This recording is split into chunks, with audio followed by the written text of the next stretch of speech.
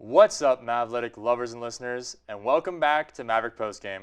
We've got another full show for you today as Mesa football smacks Fort Lewis in the face. And women's volleyball sweeps past South Dakota Mines. Not to mention another interview with Tremaine Jackson talking about his dominant win in this week's Coach's Corner. Plus a chance for 5 straight wins for women's soccer. And the men's soccer team puts the nation on notice. All of that and so much more as we move ahead into this recaps-packed episode of Maverick Postgame. So with that being said, I'm your host, Justin Platt. And I'm Estrella. Let's get into all the game-breaking stats, off-the-wall wins, heartbreaking losses, and in-depth analysis of our CMU athletics. Roll it!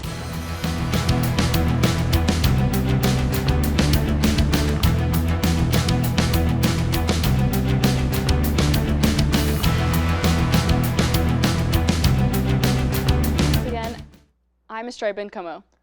And I'm Justin Platt. Let's hop right in and take a look at all the Mavtastic action that took place this week here at CMU. If you thought that Mesa's 49-14 victory over Adams State last week was their peak, you would be wrong. Mesa ran into Fort Lewis and completely wrecked the Skyhawks. Mesa dominated in a score of 55-3. While the Skyhawks would strike first with a field goal, that is all they would get on the day. In the first quarter, QB Karst Hunter would take Mesa's first TD on an 8-yard run. Seeing his QB use his legs, wide receiver converted running back Derek Holmes would join the party, scoring a 55-yard rushing touchdown to close out the first quarter. In the second quarter, wide receiver Dwight Blakey would catch a 10-yard touchdown pass from Karst Hunter. After throwing his first TD of the day, Hunter would run in his second, this time for a 13-yard score. Holmes would see his QB getting 2 rushing touchdowns and would decide to do the same, this time off of a 1-yard blast. After stepping off the gas in the second half last week, Mesa would not succumb to the same mistakes this week. In the third quarter, Justice O'Gury would step in at running back and score a 19-yard touchdown. After that lone score in the third, Mesa would kick it back into high gear, scoring 2 touchdowns to finish the game in the fourth. The first of which would come from a Hunter to tight end Dagan Rank's 10-yard touchdown. The second would come from backup quarterback Gavin Herberg, who would rush for a 1-yard touchdown. As a team, Mesa would put up over 500 yards of total offense for the third time this season, with 228 coming through the air and 338 coming on the ground. The leading rusher for Mesa would be Derek Holmes, who had a season-high 133 yards on just 8 carries. Mesa would rush a total of 50 times, averaging 6.8 yards per carry. QB Karst Hunter would finish the day 15-21 for 218 yards, along with 2 passing touchdowns and 2 rushing touchdowns. The defense was absolutely brutal, limiting Fort Lewis to 99 total yards. DB Darren Young would intercept his second pass of the season, and Creighton Sanders and Siasu Fanu would each collect their first picks as well. Mesa's biggest issue once again was penalty yardage, as they had 7 for 75. Mesa will absolutely need to clean up those mistakes as they move into their toughest opponent of the season this week in nationally ranked Colorado School of Mines. Following their massive victory, we got to sit down with head coach football Tremaine Jackson to talk about his team's win and their upcoming homecoming season. Hello everyone, and welcome back to Coach's Corner. Once again, I'm joined by head football coach here at Colorado Mesa University, Tremaine Jackson. Coach, thank you so much for joining me. Glad to be here as always. Talking about your absolutely dominant win over Fort Lewis, 55-3. What was the biggest factor in that win for you guys? Yeah, I thought we put a complete game together. We made a few mistakes early on, but we got rolling pretty good. We performed better in the second half, better than we did the week before. And so really proud of our kids. I thought they played extremely hard, and they played us for homecoming. I think our program wanted to put people on notice that you don't play the Mesa Mavericks for homecoming. Well, you guys have certainly been spectacular, especially on offense. The third game of the season over 500 yards. What has made your offense so electric this season? I think the fact that we got a lot of good players over there. Even when we fight the injury bug, another guy steps up. You saw Derek Holmes again have a phenomenal game, and he only played a half of football. So those guys are really playing together and playing at a high level.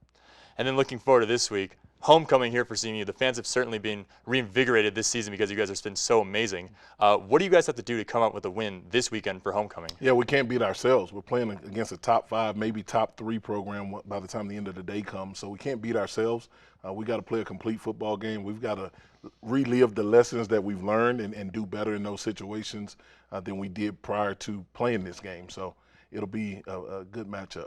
and then that team you're playing is Colorado School of Mines. What is the mindset going into this week to beat this top team? Yeah, we play for the Nikos Cup. We want the cup. And so that's kind of been our motto. Anytime there's a trophy or something on the line, we want to compete for it. And I know they want to keep it as well. So it should be a good game, especially with it being homecoming. Well, best of luck to you. Be sure to catch Colorado Mesa versus Colorado School of Mines this Saturday at 1 at Ralph Stoker Stadium. In women's volleyball news, true freshman outside hitter Sydney Leffler matched a career high with 22 kills and hit at an impressive and career best 58% clip to lead the Colorado Mesa University Mavericks to their 5th straight Rocky Mountain Athletic Conference victory, which came in straight sets of 25-17, 25-14, and 25-14 on Saturday afternoon over visiting South Dakota School of Mines here in the Bronson Arena. Leffler was on fire throughout the match, putting down 5 kills in the first set, 9 more in the second before finishing her effort with 8 third set kills. Her 9 second set kills were there more than the Hard Rockers had as a team in the frame. Leffler, who is from Eaton, Colorado, also had 21 kills in the 4-set win over Black Hills State on Friday and finished the weekend with 43 kills and a 40 attack percentage. She also became the first Maverick since 2-time All-American Cassie Gilfert to record back-to-back 20-plus kills nights. The Mavericks hit at a 39% clip as a team with 46 kills as they improved to 13-4 overall and 8-2 in the RMAC play. The Hard Rockers held to 27 combined kills on the 10% hitting, fell back to 500 at 9-9 overall, and there are now 3-7 in conference play after a weekend split.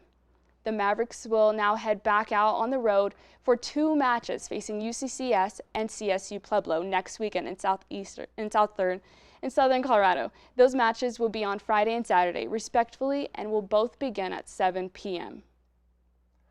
CMU women's soccer made it 5 straight wins last week after crushing Western Colorado 3-0. Freshman forward and budding superstar Lila Deer was once again at the forefront of the action, collecting 2 goals off of 6 shots. This would boost Lila Deer's overall goal total to a whopping 13 on the year. Then freshman midfielder Odessa Carrera would get in on the action, scoring her 2nd goal of the season in the 74th minute. As a team, Mesa took 19 shots compared to Western's 4, with 10 of them being on goal. Mesa would have 7 corners and 7 offsides as well, as only 5 fouls. Chloe Dottie would have the lone save for Mesa. The Mountaineers did not even take a shot in the second period.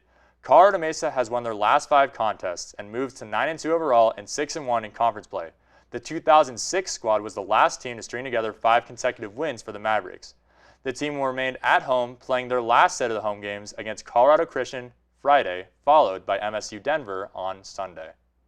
Friday's Rocky Mountain Athletic Conference matchup took the number 12 Colorado Mesa men's soccer team to MSU Denver, where they claimed a 5-0 victory, and the weekend swept. The Mavericks tallied 16 shots to the Roadrunners, 11, and landed 10 shots between the pipes. Friday's match is the second time CMU has put together a 5-goal performance. Their first coming against Simon Fraser back in mid-September. There were threats to score more, but the Mavs were turned away by 7 offsides calls. Alec Fernapple and Fernando Morales combined for 6 shots, Fernapple coming away with his 7th goal on the season, while Morales put together a brace, just 3 minutes separating each of his goals. Janik Lang picked up his 3rd goal of the season. Colton Schaffler joining on the offense success with his 2nd of the fall. As a team, Mesa was highly efficient, scoring 5 times off of their 16 shots, with 10 of them being on goal. Mesa had 2 saves and 2 corners, as well as 7 offsides and 7 fouls. The Mavericks will look ahead to the future as they are now 12-2 on the year and 6-0 in the RMAC, as they will prepare for matches against South Dakota School of Mines and Regis Friday and Sunday, respectively. Now that we have recapped some of the games, it's time to announce our Maverick of the Week. Our Maverick of the Week this week goes to Megan Buchanan of the women's triathlon team. Megan led the Mavs with a 20th place overall finish at the USA Triathlon Women's Collegiate Triathlon East Region qualifier last Saturday. She was also the 8th Division II finisher, completing the 750-meter swim, 20-kilometer bike, and 5K run draft legal event with a time of 1 hour, 5 minutes, and 5 seconds. CMU as a team placed 3rd amongst the top 30 finishers overall and finished 2nd in the NCAA Division II team standings. Congratulations, Megan. For your outstanding performance, you are our Maverick of the Week. All right, after recapping the games this week, it is time for our closing thoughts. My closing thoughts are that how it's homecoming week. Be sure to go out and support your Mavs at every event possible and get ready for an absolute showdown between Mesa and Mines this Saturday. You're right, Estrella. Be sure to go check out Mesa this Saturday. And then sticking with it for my final thoughts, this is Mesa's first real test of the season. Mines is a nationally ranked program, and if Mesa can hold their own and potentially even win, that will let us know how legit they actually are. A win this Saturday could set Mesa up for a potential championship run. Well, now that we have wrapped up all the action from this week and given our closing thoughts, it is time to close the show. Thank you everyone so much for joining us this week on Maverick Postgame. I'm your host, Justin Platt. And I'm Estrella. We'll catch you next week on an all-new recaps-packed episode of Maverick Postgame. Stay safe, study hard, go to a game or two, and of course, have yourselves a Mesa amazing day.